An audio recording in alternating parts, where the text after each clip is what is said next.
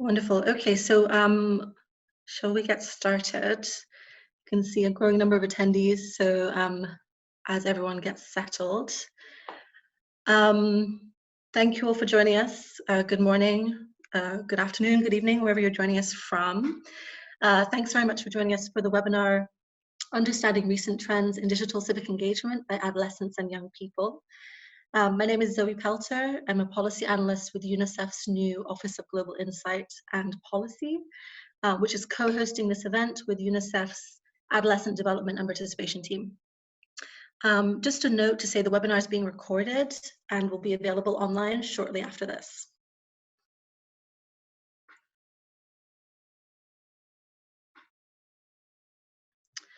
Great, so while our work on this has been underway for some time, this is a really timely topic, and I'm excited to be joined by a wonderful group of panelists this morning to open this discussion. The shift to digital civic engagement is a growing trend, brought currently to the foreground by the COVID pandemic lockdowns. And so we're wondering, as the civic space goes digital, what can we learn about the opportunities and challenges of this rapidly emerging area of adolescent and youth participation?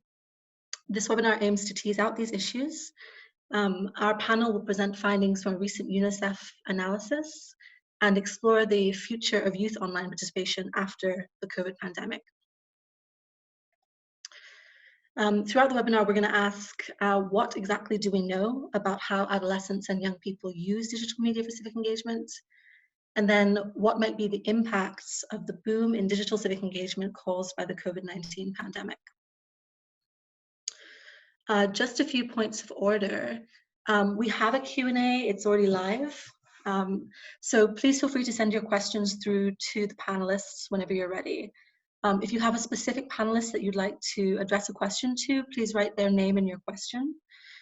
You can also vote for other questions that you like by pressing the thumbs up button, and we'll do our best to address particularly popular questions. Just a short notice on safeguarding.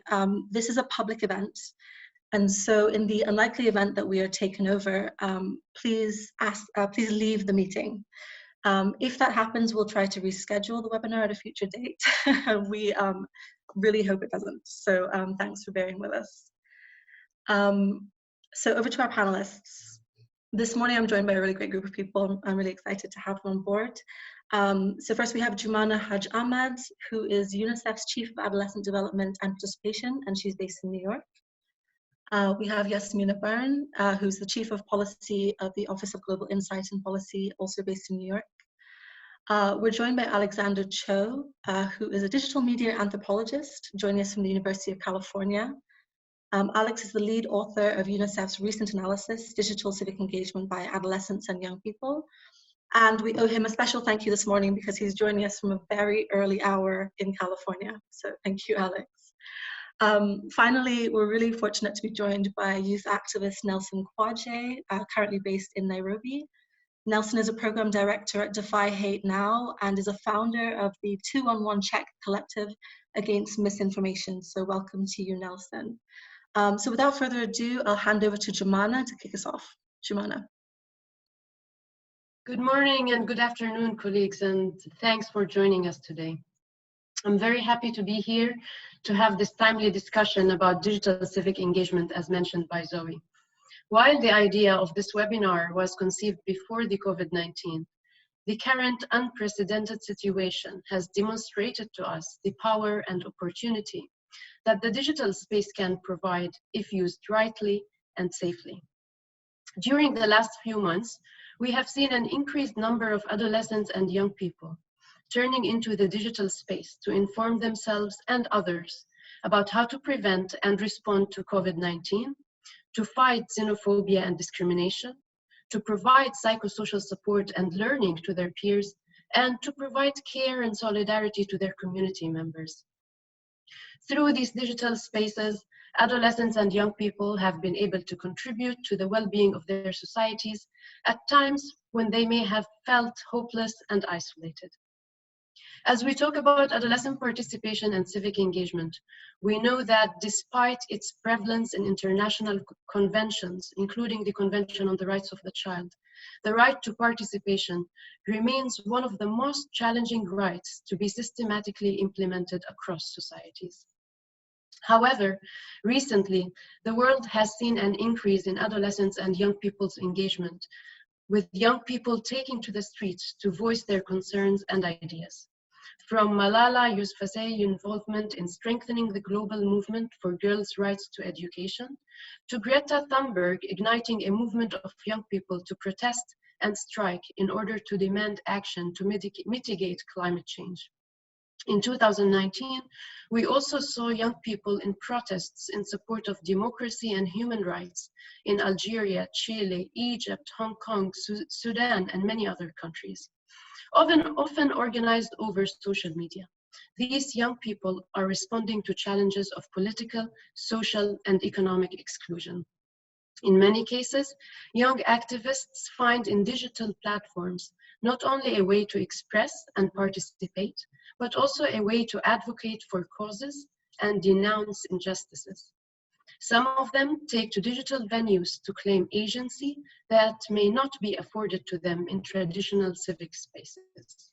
In UNICEF, supporting adolescent civic engagement has been at the forefront of our work, with multiple strategies being applied to enhance the opportunities provided for adolescents, including fostering laws and policies supporting the rights of adolescents to participate, investing in adolescent skills and capacities, including digital literacy, creating and sustaining organized structures for adolescents' participation, such as student councils and local governance councils, and influencing social norms that inhibit their participation. An area that we would like to better understand and expand is adolescent civic engagement through digital platforms. And as we do so, there are a number of key considerations that have been guiding our work and that we would like to discuss with you today. The first one is about ensuring equity and inclusion. Adolescents are a very heterogeneous group, and some forms of inequity and privilege are entrenched and many times linked to age, geography, and gender.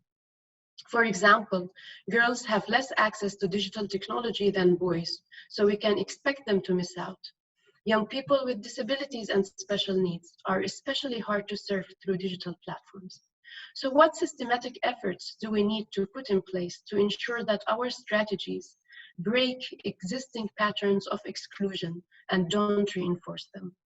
A second key consideration is adolescent safety and protection. Adolescents' access to the internet opens a world of opportunities for them, but there are also serious risks, and efforts to protect them must safeguard their rights to privacy, information, and freedom of expression. Young people can and should be enabled to play a growing role in their own societies, and stakeholders, including governments, must recognize that this type of risk-taking may have inherent value in achieving positive societal change. A third consideration is accountability and supporting young people with meaningful experiences of participation, where their voices are heard and taken into consideration in decision-making.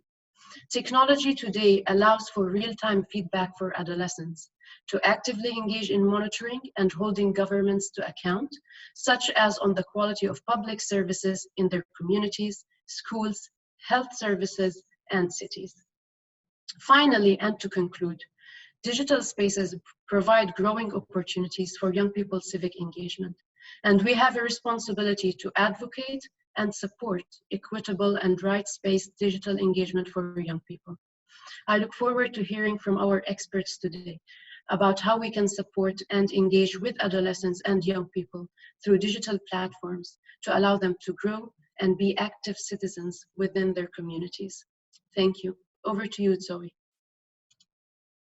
Thank you so much, Jumana. I'm going to hand right over to Yasmina to introduce herself, and also Alex. Good morning, everyone. I'm really going to say only a few sentences. First of all, to introduce our new office, Global Insight and Policy, which is new office that has a mandate to carry out analysis on global trends and interpret these trends for the organization and for children. And some of these include digital connectivity, governance, environment and climate, skills, society, and finance. This particular study that we carried out with Alex combines our interest in societal trends, including civic space and youth activism, digital trends, and also governance trends, including issues related to data protection and to privacy.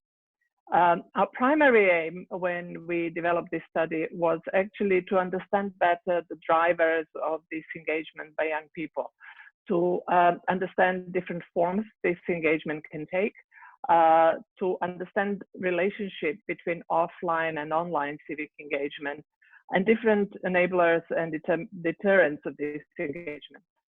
Alex will tell you more about what we found out from this rapid analysis and in his presentation. However, I want to point out that we purposefully did not want to examine youth engagement that is enabled or cultivated by external actors and organizations such as UNICEF. We were more interested in finding out how young people spontaneously engage in civic life and organize themselves around issues that they deeply care about. We felt that by understanding better this spontaneous engagement and the meaning of digital in young people's life and different forms of expression, we'd be able to better meet young people halfway and support them in issues that matter to them. We felt that as an organization that serves children and young people, we can learn a lot from youth-led contemporary civic engagement and social movements, which can also help us develop our own priorities for youth participation. But we also want to point out that this distinction between cultivated and spontaneous civic engagement is somewhat a false dichotomy, as different types of involvement coexist and overlap in much the same way as the digital and physical spaces overlap these days. So I don't want to take too much of your time, and because we have a fabulous presentation and discussions ahead of us, and I'd be happy to answer any of your queries. Thank you very much. Thanks very much, Yasmina. I'm going to hand right over to Alex.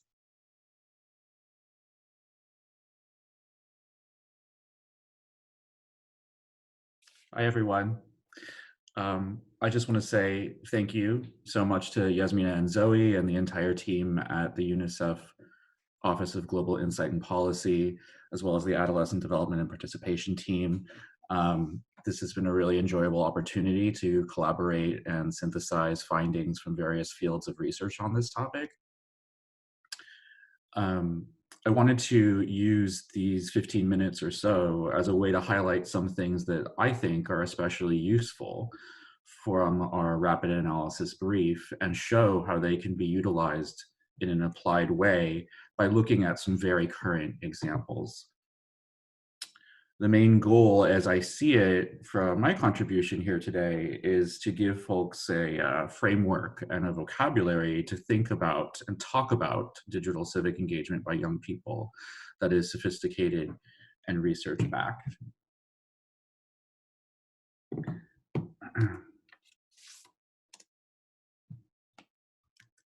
So just first of all, what does digital civic engagement mean?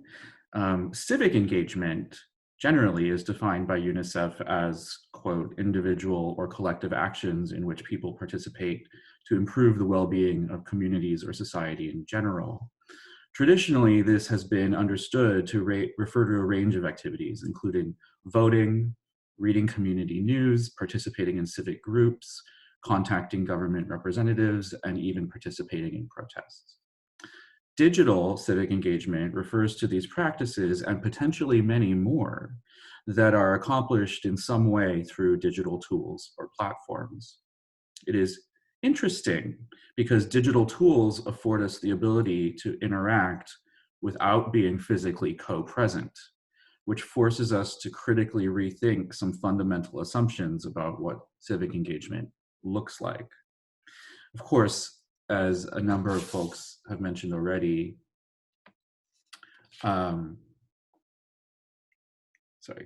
as a number of folks have mentioned already, it is especially important to unpack this concept in today's new normal of a COVID-19 world where physical co-presence is often impossible. Why is digital civic engagement important, especially for young people? It is important on a lot of fronts, actually. First, we know that young people are retreating from traditional forms of civic engagement.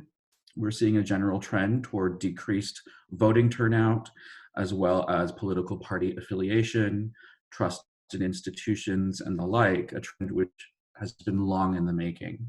Second, this in no way, however, means that young people are apathetic. They are in fact turning to other venues, often digital and online ones, to be civically engaged. So instead of thinking about this concept from a stance of pessimism about young people's political attitudes, it may be more useful to understand exactly what this digital turn looks like and use these insights in order to activate young people and meet them where they are. And as is one of our recommendations later on and in the brief, to even ideate strategies about using these digital practices to possibly reinvigorate traditional ones. The third, we know that gaining a sense of the civic is vitally important in young people's development, setting the stage for being a future engaged citizen. So it becomes really important for us to understand this phenomenon. So what does it look like? How can we describe and evaluate it? What are we talking about, really, when we talk about digital civic engagement? The current research-backed stance is that it is preferable to take a broad lens here. Digital civic engagement, as we describe it, can range from reading up on current events or community issues online, to participating in discussions about issues on social media, to even something like uploading a TikTok video, which we have referenced here. We are purposely taking a wide-ranging approach because we want to be as open as possible to understanding youth-generated practices and thinking about the ways youth may be empowered to engage with their communities. In other words, it behooves us to meet them where they are and learn from what they're doing if we are ever going to try to support and even activate youth. So perhaps a more useful question than just simply what does it look like is how can we even talk about it, describe it, and evaluate it? What are the vocabularies, what are the words, concepts that we can use? We actually, thanks to many dedicated researchers out there, have several useful vocabularies we can engage with and deploy when we talk about and even evaluate youth civic engagement. So I'm just going to briefly walk through some of those because, again, I view that as my contribution here today to give us a kind of framework and understanding to even what words we might want to use to describe digital civic engagement. MIT's Ethan Zuckerman has proposed two overlapping axes of analysis of civic engagement. In his words, he refers to them as acts of participatory civics. And notably, they can blend online and offline. And that's, I think, one of the beauties of this schematic. So an act can be plotted here along these two axes. They could range from acts of voice or personal expression and support to acts that are instrumental, that is, designed to effect immediate and tangible change. They can also range from thin, as in requiring not much investment, to thick, meaning requiring a lot of figuring out and a high level of elbow grease and shoe leather, so to speak. So I just want to highlight that it is a point of critique here that we, because of our grounding in traditional and non-digital civic practices, I think tend to valorize and think of as important engagement only those acts which might be plotted to the bottom right corner here on this diagram, acts that are thick and instrumental.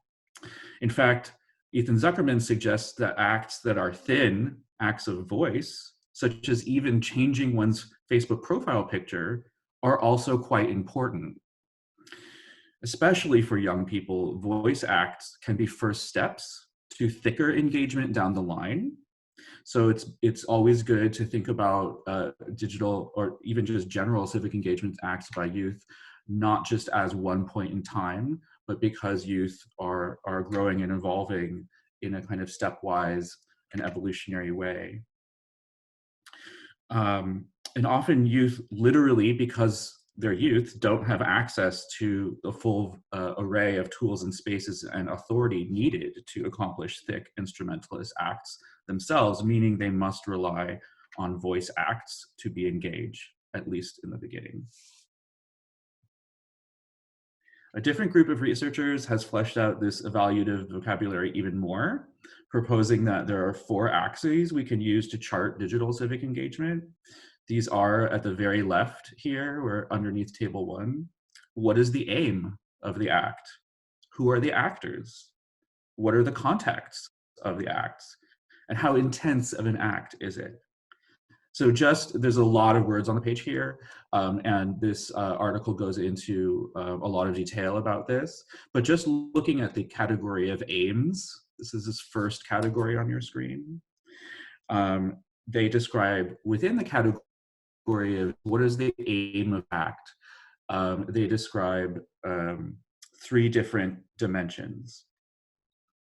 An aim can be individualist or collectivist, an act of voice or instrumental. Again, we see Ethan Zuckerman's language here. And process focused, as in designed to create an experience, or product focused with an aim toward a tangible deliverable. So knowing this, I want to go through 2 examples that just came up in my space. I don't mean the platform, I mean my actual digital spaces. Last week, in order to demonstrate how these vocabularies can be applied, and then close with a discussion on risks and opportunities.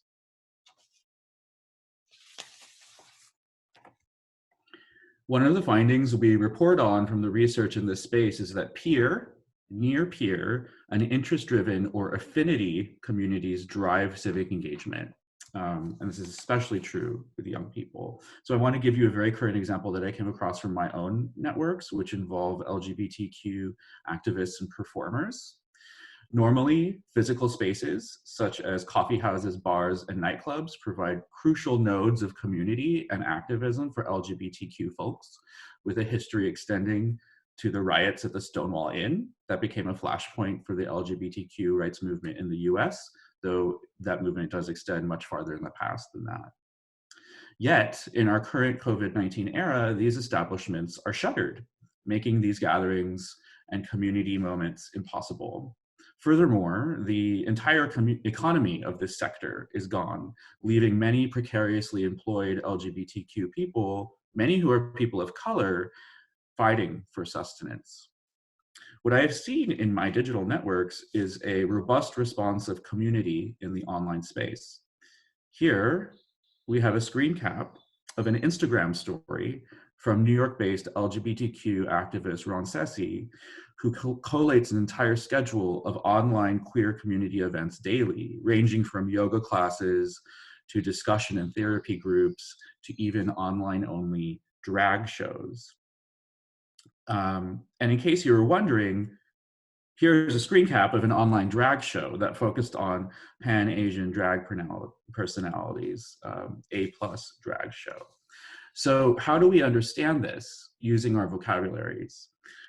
We can use the specific terms that I just outlined here. So we might say that these are collectivist acts of instrumental aim to both generate community in a process-focused sense, as well as generate revenue via donation in a product-focused sense.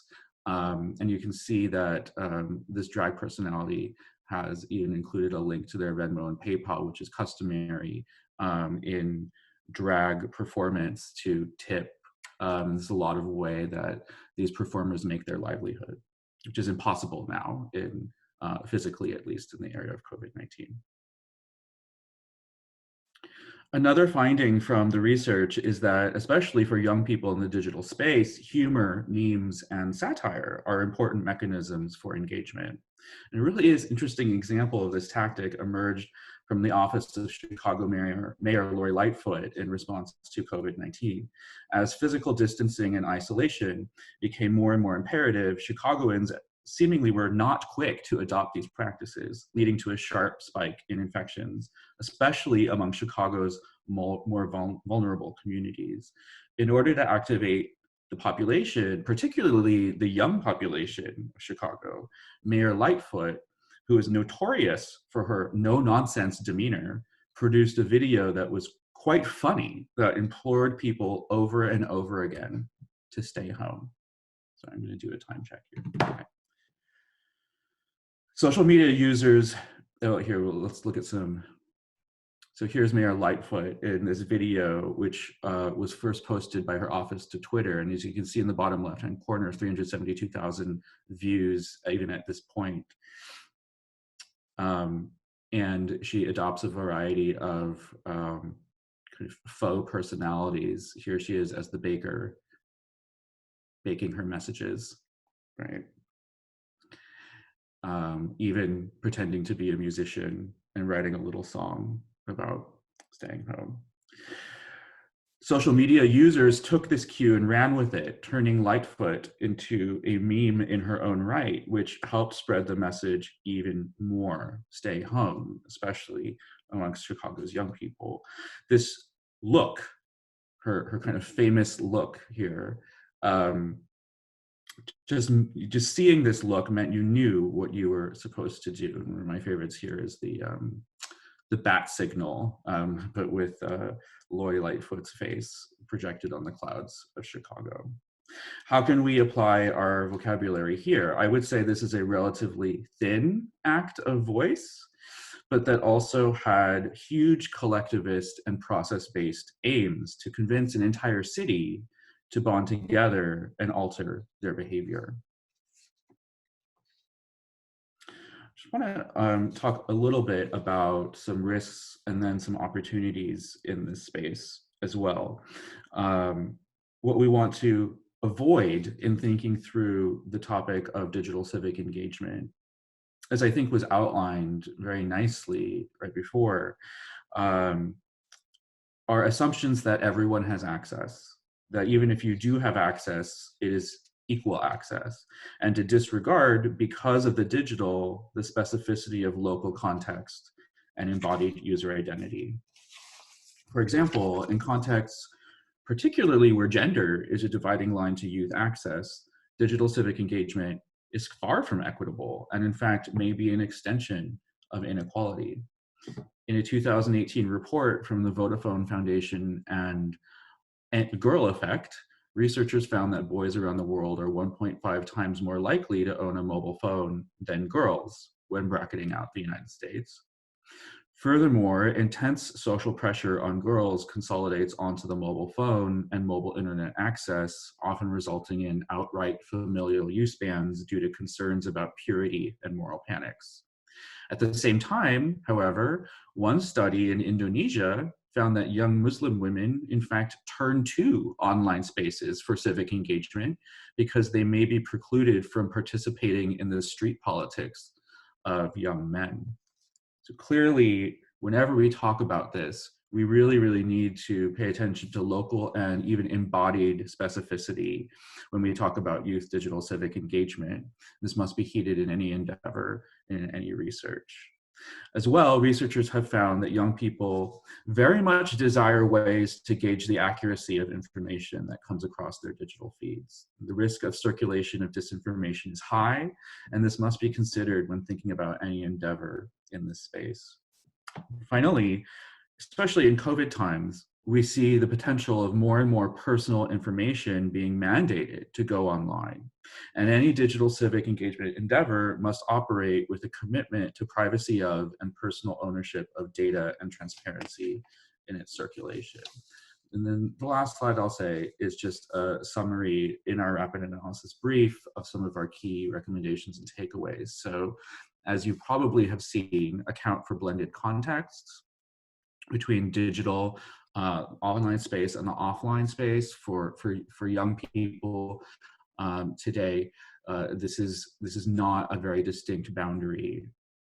Appreciate youth creation of varied content. So it's not all serious. It's all about also videos, memes, artwork, and blogs are very important ways for youth to express and connect and engage digitally. As I mentioned, appraise local context, including even platform use, which does not track the same from space to space, location to location around the globe.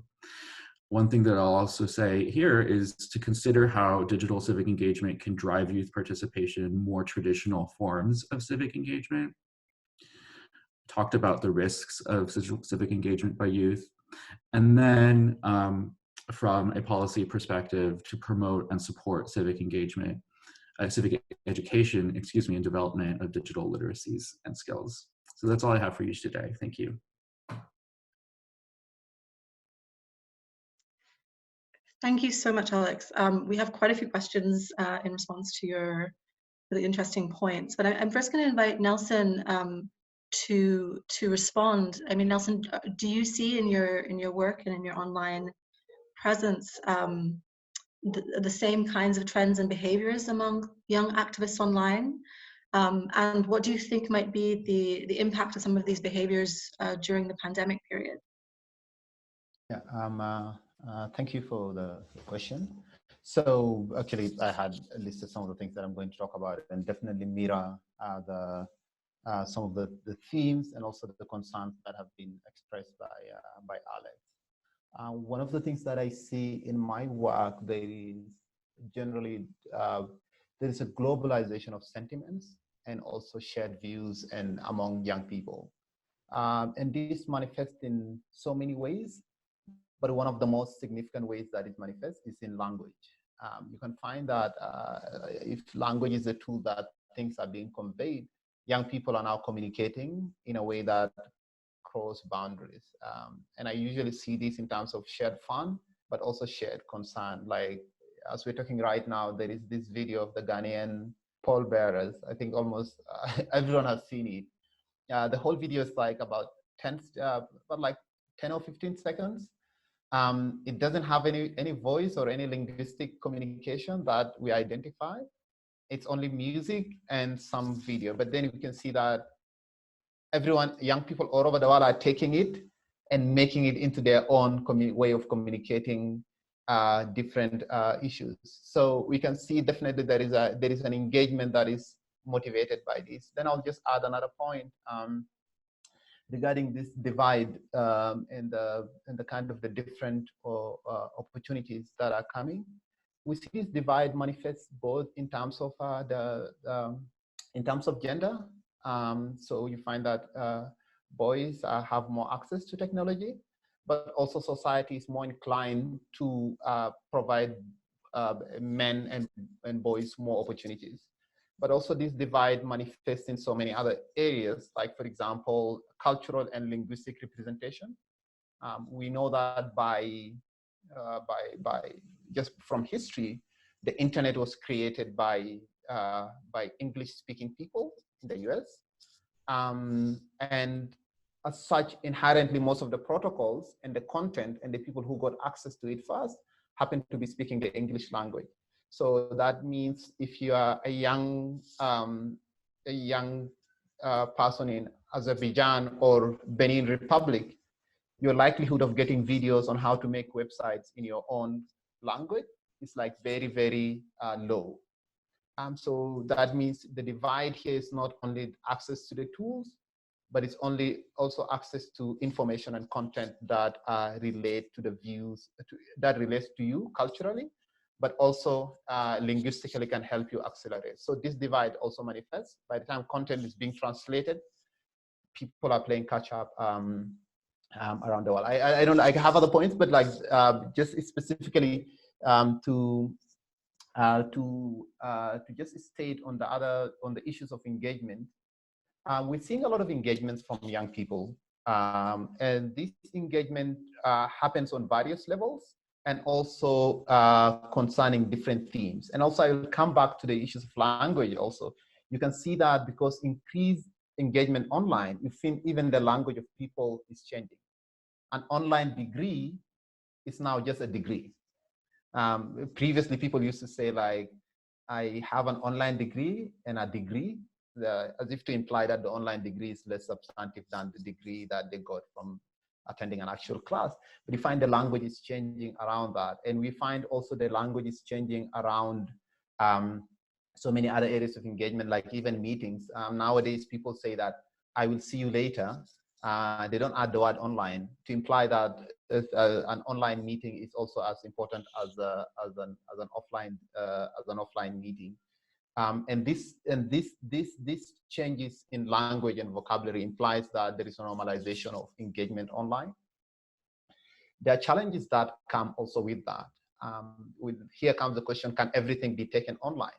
And we find that societally and culturally, in a lot of areas, there are some things that cannot be taken online because the society deems it as sacred to be enjoyed in the context of what we do offline. But also we find a lot of dangers in some of the things that are being moved online. And this idea of click activism or clickism is one of them. In UNICEF, this very organization in 2013, UNICEF Sweden, released a campaign that stated clicks don't save lives, because they realized likes don't save lives, because they realized that a lot of the people online are liking their posts, but they're not giving to the causes. They're not helping the children who need funds or who need education. So that idea of like it provides a closeness. So people are so close to the issues, yet so detached. And this happens with environmentalism. It happens with gender violence. It happens with so many issues that you find a lot of young people are engaging, but then that engagement is short-lived and it is not followed by a local action. Like, for example, in South Sudan, and we're also working in Cameroon, when people say a campaign, they are not following it with their local action, filing something at the local police station or engaging with a meet of issues there that still need to. There are issues of extreme. We're also seeing back in the day when you wanted to protect your children, provided that your children within the confines of your compound, you know that they're only going to listen to your ideologies and your beliefs. Nowadays, your child can be in your house and inside their room, but yet so exposed to issues beyond your control. And that is where we have extremism. We have different issues that incentivize and exposes children and young people to things that have not been that is just on our control. We have issues of quick judgment on very complex issues that are happening around, and that really puts a lot of people into difficulties. I've had someone who's saying that like you work on a documentary, on a movie for like 1.5 years, someone makes a judgment about it in 2 seconds, and they view either it's good or not. But you have also this judgment, and people not only make judgment but form whole worldview on a very quick look at content, and that is also a danger that we see there. We have the issue of misinformation also, and that is with respect to COVID-19 right now. This is a huge issue. It at times it can be innocuous, something that might not harm. People just want to make fun, but then it can also have a very information that says this disease is not dangerous or this is not working, but also creates a lot of mistrust. So right now we have people are mistrusting government, people are mistrusting different institutions, and that does not create good to enhance engagement in the society. I'll add something here, like one of the opportunities, few of the opportunities that we're seeing is that like with COVID-19 and the lockdown and the kind of the involuntary push to use of online tools has accelerated a lot of things that otherwise would have taken years. Like here in East Africa, for example, we had the meeting of the heads of state and also like the meeting of the heads of states in Africa. For the last 1 month, all of them have been done via Zoom. This is something wouldn't have the head of state wouldn't have accepted this in a normal situation. That means that is also reduced cost to the taxpayer, but also implies that there is more transparency. You can get the record, like it gives a sense of that things are not behind doors anymore. And so there is a fast-tracked engagement in terms of e-government, in terms of response. We're also seeing, like, for example, in case of e-commerce, like in Nairobi, e-commerce has increased so much, almost to the extent that like everyone thinks that people did not think that will be ordered online are now being kind of ordered online. People are requesting for it online. We're seeing in terms of e-learning also, e-learning has increased so much, and that's also good for so many reasons. But like it reduces costs, it engages more people. So this shifts. One of the kind of maybe something that I can conclude with is when people talk about this online engagement in the times of COVID-19, they usually talk about when things return to normal. I don't think things will return to normal the way we view normalcy. This COVID-19 has exposed, first of all, a lot of institutions and functions that might not be that useful for us. But also it has exposed things that we need them more. I was talking with my friend that day and I told them, I haven't seen anyone complaining about a physical bank. So it implies that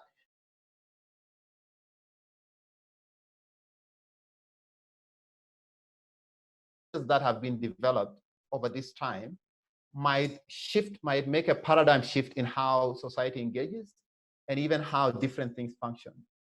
I want kind of just a footnote about the media and kind of institutions. When we talk about the divides between young and old, that divide is not only personal and individual divides, but that divide also manifests in institutions. So you find that institutions or engage with young people meaningfully have a different form of engagement. And institutions that still, just like the media, for example, until recently, media houses used to talk about, yes, we are the media, the physical and everything, and there is a small digital department. But now we're seeing shift that media houses are viewing the digital engagement in terms of all the platforms, Twitter, YouTube, and the rest, are part, or if not more, equally important, if not more important than their other forms of engagement.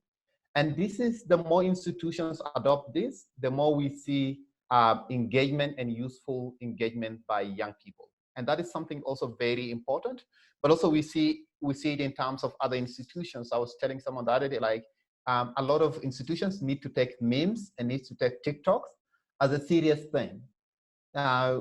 We shouldn't view it as like something that is for young people to play around with, because if young people take something seriously and they spend more than 4 hours on it in a day, irrespective of your views on that, you need to deem it as an important medium of communication. And that also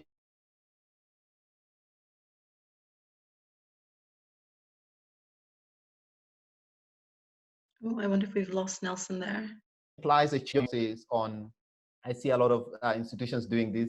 They spend very little resources on digital engagement, but they want to spend a lot of time on billboards and all the other things. While billboards, you cannot measure how many people have seen it, you can measure everything that has been distributed online. So I see a lot of opportunities on that.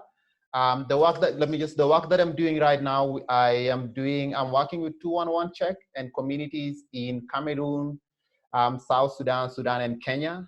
We are doing fact-checking misinformation regarding COVID-19 and engaging with young people, and also engaging with governments and NGOs on how they can fact-check information, and also how they can stop the spread of misinformation.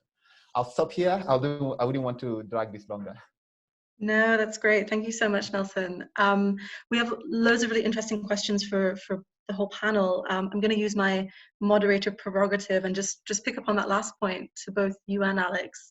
I mean, you've both picked up on memes and the use of videos and Twitter and TikTok.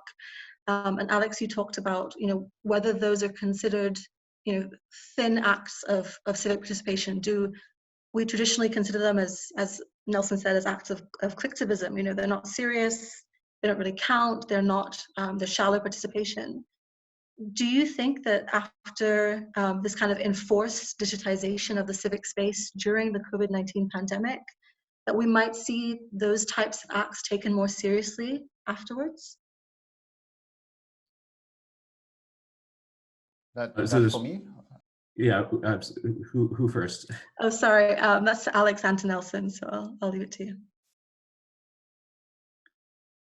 Okay, well, I will chip in just a second. I think the way that you you ended that question is I think very telling, and I think that when you say, will we now take them seriously, right, in these acts seriously in today's era, I think the implication here, as is the implication with a lot of discourse on this topic, especially from policymakers and adult leaders, is who is taking it seriously. And I would venture to say that for the youth involved, to Nelson's point, they're already taking it seriously, right?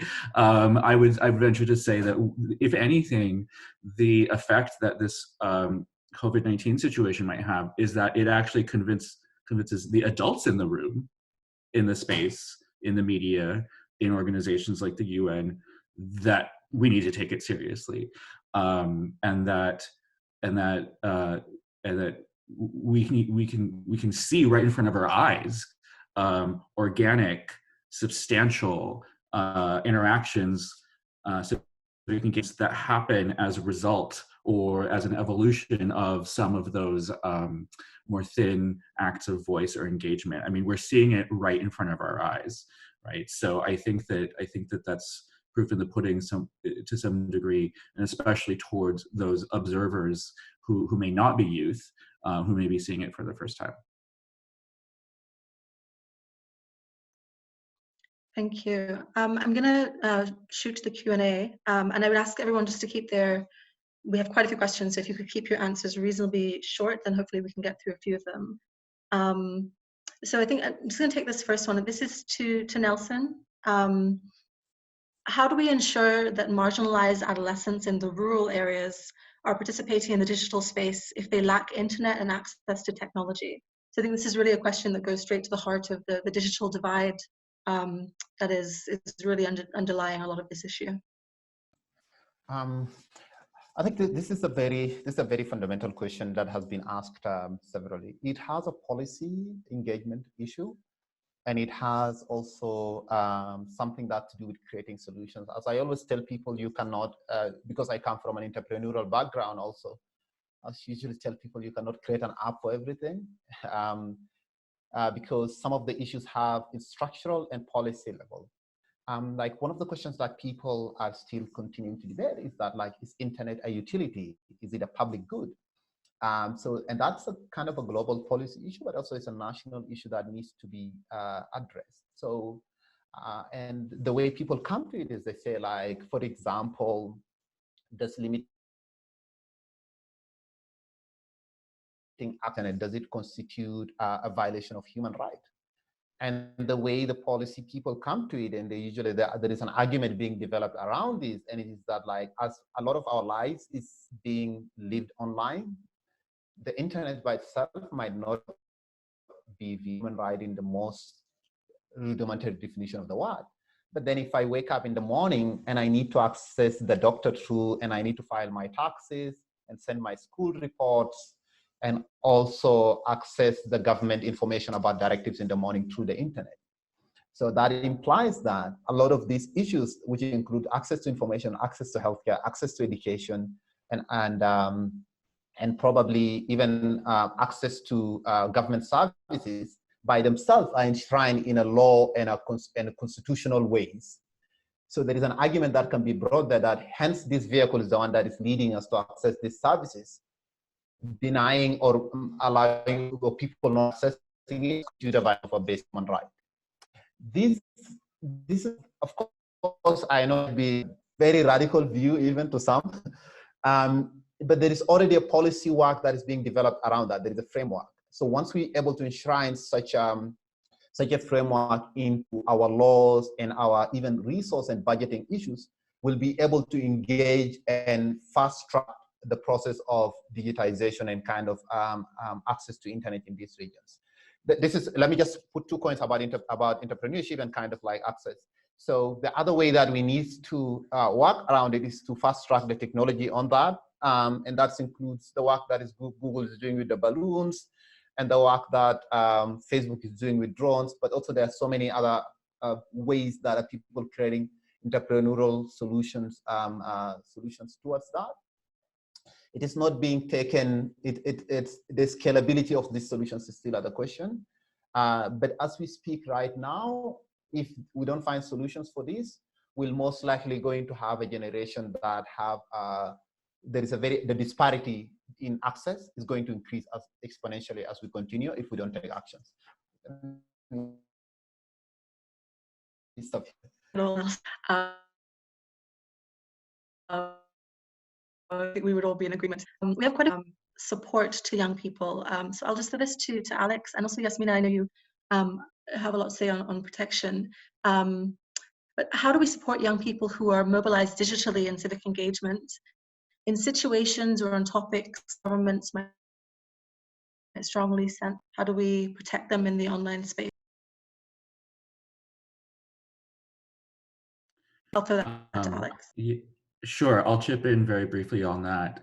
That is very tricky, and I think that the first thing I would offer up is here is a really great opportunity for us to think about one of the items in the risks and opportunities slide that I showed in my presentation, which is the understanding of local context, local use, platforms that are specific to a community or population is vital. Most often, I would suggest that young people have figured out some way to work around things like surveillance using platforms. And one of the things that we talk about in the rapid analysis brief is that young people are actually very savvy a lot of the time in terms of specific platforms, digital tools, and what we call their affordances.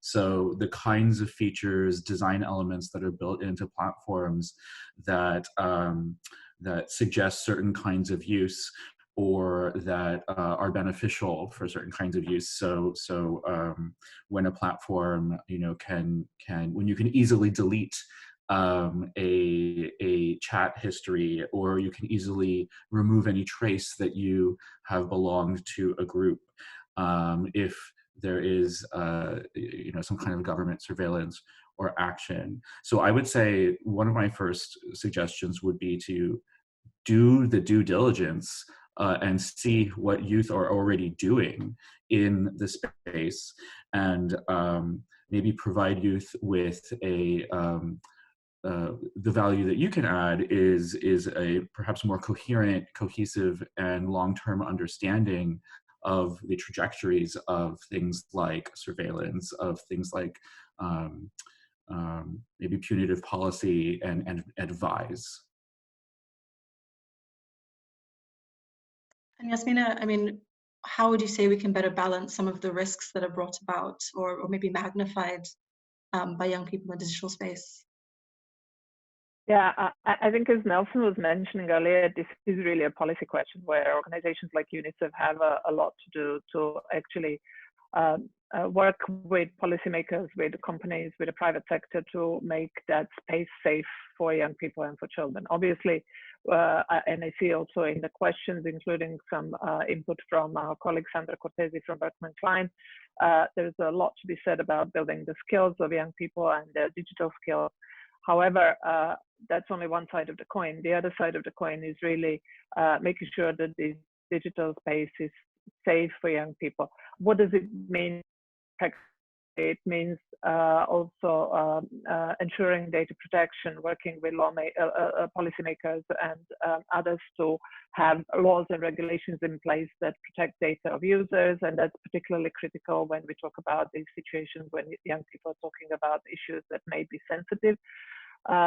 Balancing also the encryption of different platforms that young people tend to use now when they feel that they're under surveillance, and respecting particularly the rights of those who may be in situations where they are dissidents or they're trying to talk about issues that are censored by the government.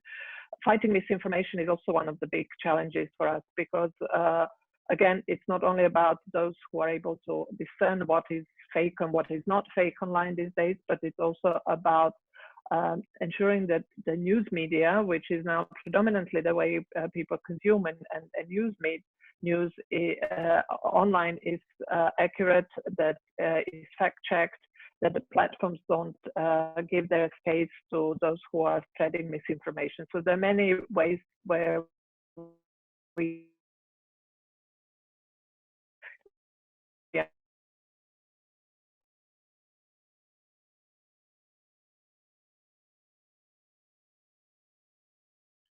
Thanks very much, Yasmina. I think, there's one question that keeps coming. There's one question that keeps coming up in the Q&A, but is this an opportunity to facilitate digital engagement between policymakers and adolescents, between government and young people? And if so, how to facilitate that kind of engagement? Alex and Nelson, I'll throw that over to you. Nelson first. Yeah, this is definitely also to give credit to the global policy. There is a lot of work that has been done on this, but it can be increased. Like when you look at the Global Internet Governance Forum that happens annually. Last year it was in Germany, talking about one internet, one world. And then when you look at the various UNESCO's mobile network initiative, I don't know, like there is a lot of work that is being done here. But right now, to facilitate these, I think definitely we need to bring more young people into the decision making, also into the table, and kind of engage with them more. Organizations that have global leverage, they need to work with local youth to provide, I don't want to use the word pressure, but also to accelerate development of policy in these countries to their various mechanisms. Because one thing that I find a bit challenging is that for young people, they need to go abroad to be heard in their own countries. This happened to me. I was invited by UNESCO to go and present in Paris. And as I'm presenting, the Minister of Education from my country walks in and comes and shakes my hand. It's like I'm so proud of you. It's like, I've been around I've been around in the country for the longest time. So this is a very interesting dilemma, is that like young people have to go outside or have to use a different entity to come and raise their voice. So like, how do we ensure that we amplify the voices of these local actors who are otherwise might not be noticed by policymakers, but organizations like UNICEF, different UN agencies can listen to these voices and bring them into the attention of the policymakers in a way otherwise individually couldn't have happened. So there is a lot of work to be done there. And also we need to synergize policies. If we create policies, especially to do with data protection and things like that, you find that the Europeans create the GDPR, and then there is a better protection for European citizens. But then these companies, they are not, when they go to other jurisdictions, there are no laws that protect citizens in other countries. So like, how do we ensure that we synchronize good policy, and then we also ensure the protection of youth in other regions? How can we take these best practices? And just to pick up on that, to Jumana, we have a few questions about whether there's an opportunity to use digital technology to engage those groups who might be traditionally voiceless in policy processes, for example, girls. Would you see that this is an opportunity for them? Thank you, Zoe. Thank you so much. Moving forward, I think while a lot is turning into online and is to digital space, I think we need to be cognizant that we need to still continue working in physical interaction and support. It has to be a mix of both online and offline if we really want to make sure that the voices of the most disadvantaged are heard and taken into consideration. So we can definitely advocate for increased connectivity. We can definitely discuss, and we have been supporting governments and non-governmental organizations to provide digital literacy. We have been doing a lot of advocacy and awareness through parenting to make sure that these adolescents are allowed to have access to the internet, but also are given the space to share their views and voices and opinions. However, this will not replace the offline engagement that we will continue also to support it. But obviously there is a huge opportunity also. You mentioned earlier, how can we have a policy dialogue online with decision makers? And I don't think we've been doing enough of that. So this is also another space where we can bring the most disadvantaged to that setting and support them and create that platform to raise their voices, even if they don't have on a day-to-day basis access to the internet. So we need to create those platforms to hear the voices of the most disadvantaged. Over. Thank you. Thank you so much. I'm aware that we are out of time, and we have quite a few questions here. So the recording of this webinar will be available online shortly. And what we might try to do when we post it is just address a few of the questions that we haven't picked up on from the Q&A, and we'll leave them there underneath the webinar. So at least we address quite a few of these really fascinating questions that we haven't managed to get to. Thank you all very much for joining us this morning. I think we've heard a lot on both potential opportunities to better engage adolescents and young people, but also to redefine engagement following the lead of young people and adolescents. So I'm personally very optimistic that, you know, after this kind of enforced period of digital civic engagement, we might see a shift in the way that we think about what counts in the civic space and who counts in the civic space. But I think that's for us as organizations like UNICEF to kind of take up that mantle. So I'll leave it there. Please look out for the recording online, and thank you very much for joining us. Thank you. We'll say bye. Bye, everyone. Thank you so much. Okay, thanks everyone. Thank you.